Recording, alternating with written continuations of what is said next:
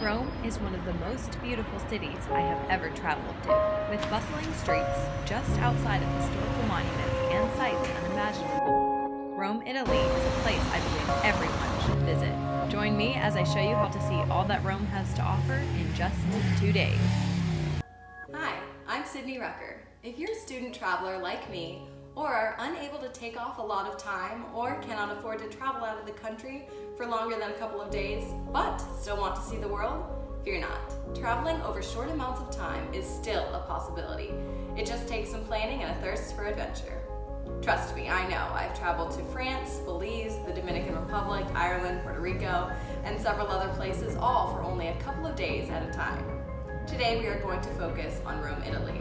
If you want to hear my tips and tricks on how to travel to Rome on a budget for only a few days at a time, all while still seeing everything the city has to offer, keep on watching.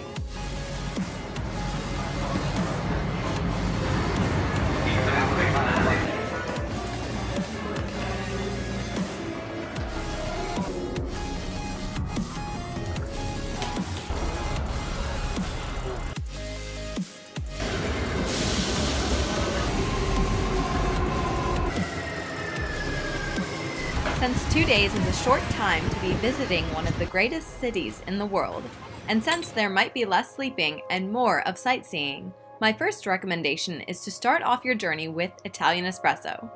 Not only is it good, it's also strong and cheap. My second tip when traveling to Rome is the Roma Pass.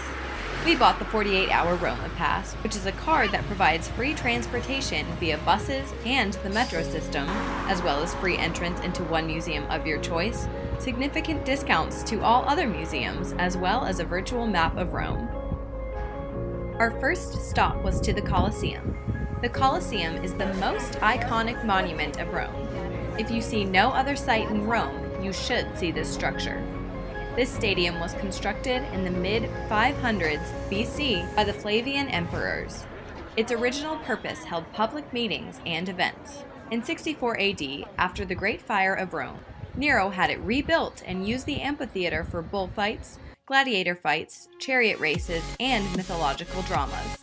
The Colosseum held up to 80,000 spectators.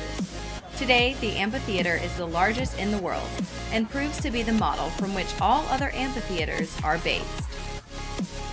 Next, we visited the Palatine Hill, which is found right outside of the Colosseum. The Palatine Hill is one of the famous 7 hills on which Rome was founded and is the most centrally located. It is surrounded by the Circus Maximus, Forum Romanum, and the Colosseum. Archaeological findings show that the site was inhabited as far back as the 10th century BC. Traditionally, it was the site of the Lupercal Cave, where Romulus and Remus were nursed by a she-wolf, and so it would have been where Romulus began building the city in 745 BC.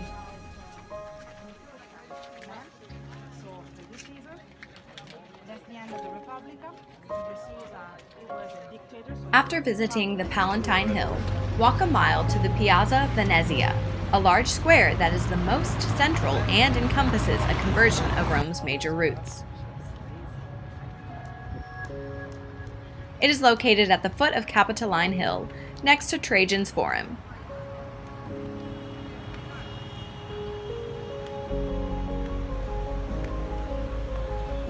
The square is close to many tourist sites and is a good place for pictures or to cool off with some gelato.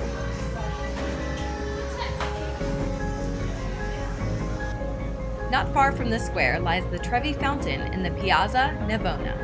The Fontana di Trevi is the largest Baroque fountain in the world. Legend says that if you throw 3 coins into the fountain and make a wish to return to Rome, your wish will be granted. Across from the Trevi Fountain is the Pantheon. It served as a temple to all the Roman gods. Italian food is good. Italian food in Italy is even better. Be forewarned that clean water is expensive in Italy. Some places we visited, it was cheaper to get a glass of house wine or a soda than a cup of purified water. It is essential to return to the Trevi Fountain at night. The views are breathtaking, and Rome seems to come alive at night. It is one of the cleanest cities I've ever visited. It's 10 a.m. here. But we're kind of tired, so we have to get more Italian espresso.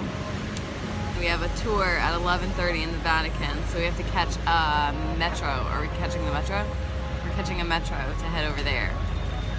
But we'll probably be a bit early so we can bounce around or get food or something. When in Rome, never use a rental car, especially if you're visiting for a short amount of time.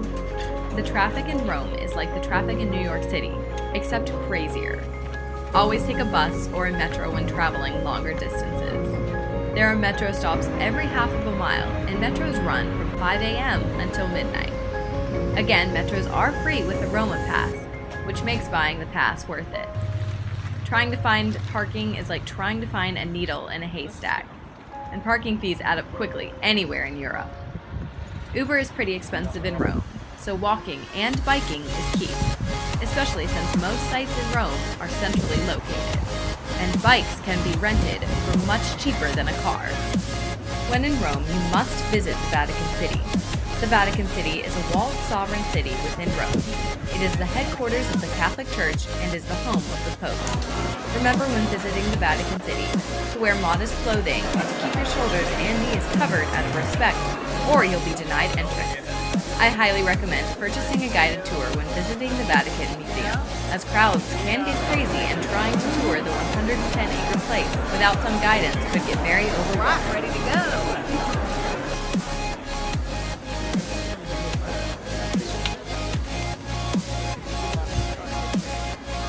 Although I was unable to film the Sistine Chapel due to state law, the frescoes and artwork was incomparable and is a must-see.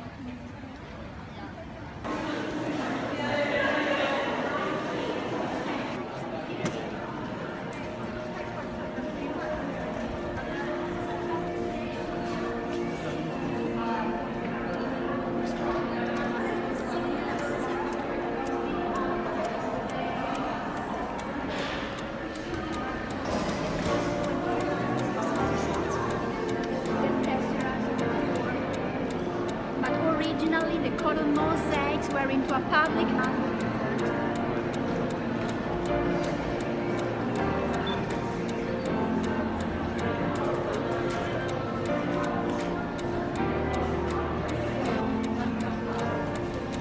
The tapestries found in the Vatican Museum dated back to the years just after the death of Christ.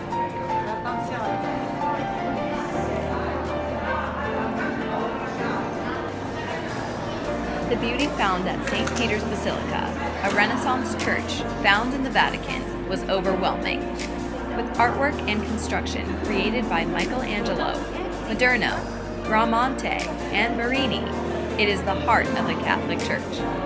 It is the location that the Apostle St. Peter was ordained as the first pope.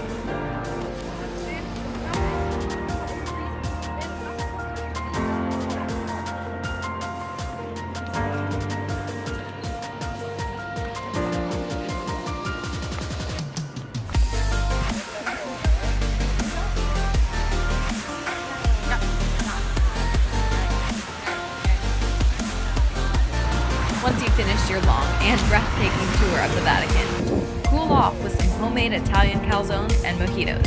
Just be aware that most restaurants are closed between the hours of 3 p.m. and 6 p.m. There may be a language barrier, and Rome may be one of the holiest cities in Europe, but Romans still do love to have fun. These young breakdancers were found at a public park right outside the Colosseum.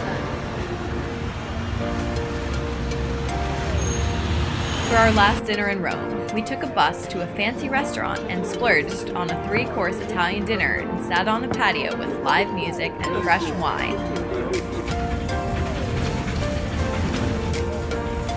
The airport, but we had to go back to our stay. We visited our favorite cafe for one last cup of Italian espresso before catching a metro to the train station. The train station took us to the Leonardo da Vinci Fiumicino Airport. Be sure to save yourselves an extra hour or so when returning to the airport, because everything is always more exciting and spectacular in Rome. Hi, thank you so much for watching how we did Rome in just 2 days. Hopefully you learned something from what we had to share, and we hope that whenever you do end up traveling to Rome, Italy, you love where you end up.